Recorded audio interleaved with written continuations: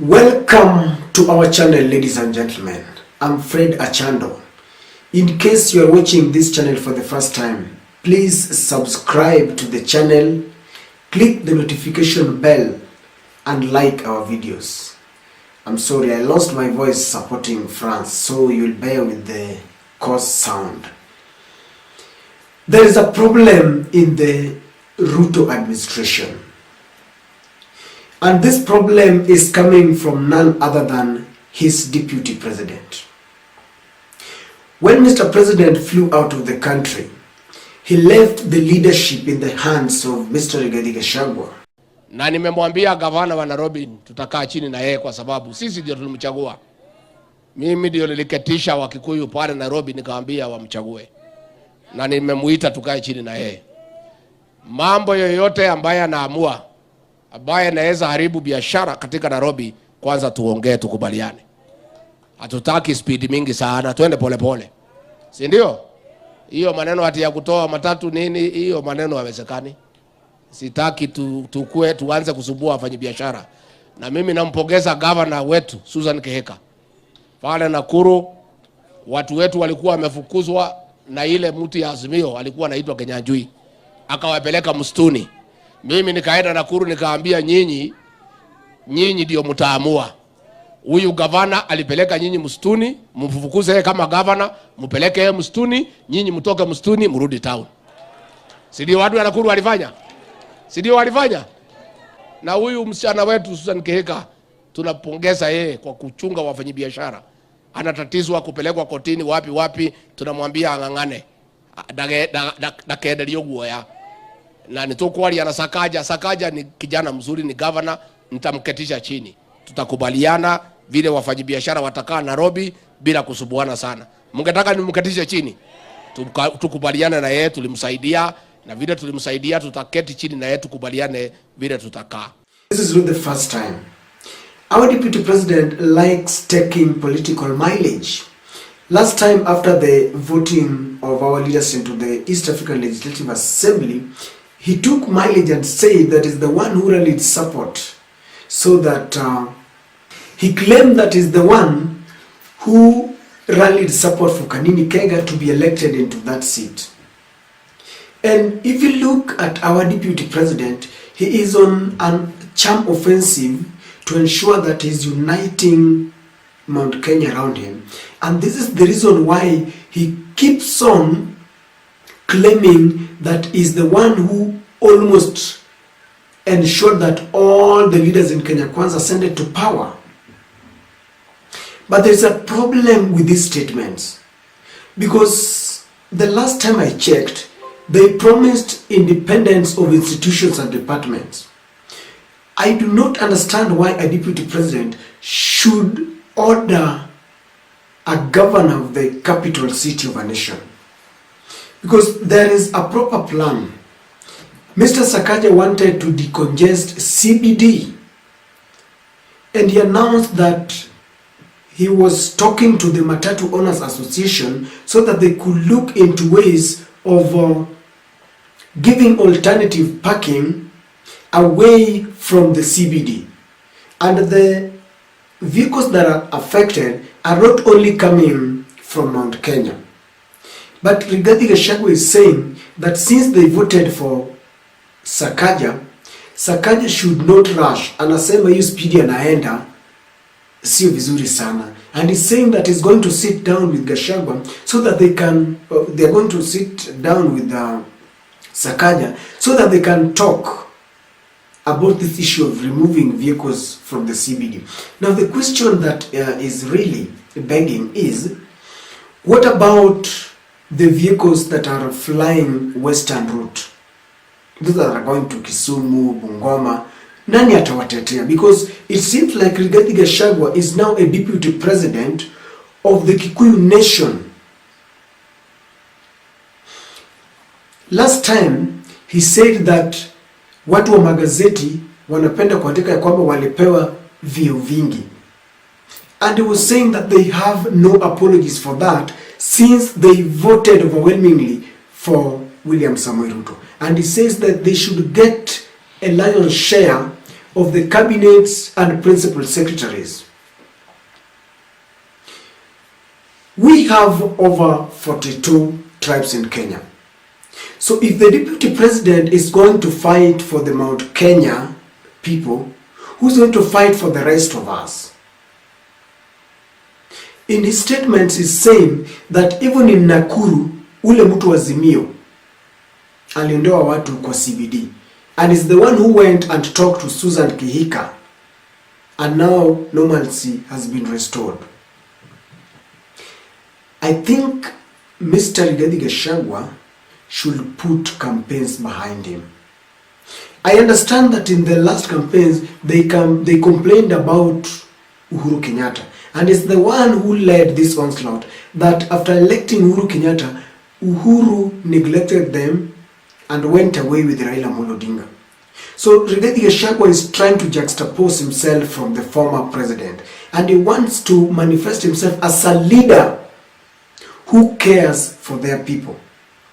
It is not bad, because under the constitution we elect our leaders to exercise representation on our behalf, and in good faith they must always speak on our behalf na watutetee. But when you are doing it in a manner that is suggesting that you are now interfering with other offices, then this is a breach of the constitution and it is not allowed. And when you are doing it in a manner that is not non-partisan, then you are becoming tribal. Because Rigathi Gachagua represents the president when the president is not there. And the office of the president is a symbol of national unity. When Rigathi Gachagua goes out there as the deputy president, he is not the deputy president of Kenya Kwanza or deputy president of the Kikuyu nation, but the deputy president of Kenya. If it is a matter of trying to, endear yourself to your community, looking at 2027, you should do it in a way, and I think that the best way to endear yourself to your community is to work and implement all the promises that you gave during the campaigns. This will be better than this kind of politics that our deputy president is practicing. Because if you ask people today, who is the worst politician, they will tell you that Rigathi Gachagua is not the worst politician, but he is behaving like one. Mr. Johnson Sakaja must understand that he was voted by Kenyans, not Kikuyus. Because Rigathi Gachagua is trying to show us that if it were not for the Kikuyus, then maybe Sakaja would have not made it. Look, the first governor of Nairobi was never voted in by Kikuyus. Evans Kidero contested against Babayao Waititu, a man who was loved by the Kikuyu nation, and they voted overwhelmingly for him. But Evans Kidero still won. So I want to call upon Mr. Sakaja to be very careful, because he's got just few years to deliver what he promised Kenyans.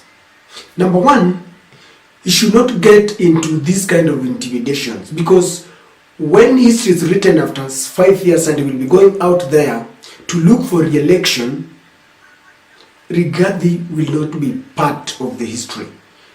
People will judge Mr. Sakaja on his own account based on the promises and what he has delivered. Mr. Rigathi Gachagua should now keep off from these independent offices and let them deliver, because it begs the question, if you can order a whole governor of a county, then it seems to me that this spells doom for our cabinet secretaries. It seems to me that even in these independent offices, Rigathi Gachagua will do anything and order them around as long as it touches on their community. Did we elect a deputy president for a certain community or a deputy president that belongs to all Kenyans. Ladies and gentlemen, these statements are very ridiculous and they must be condemned by all Kenyans.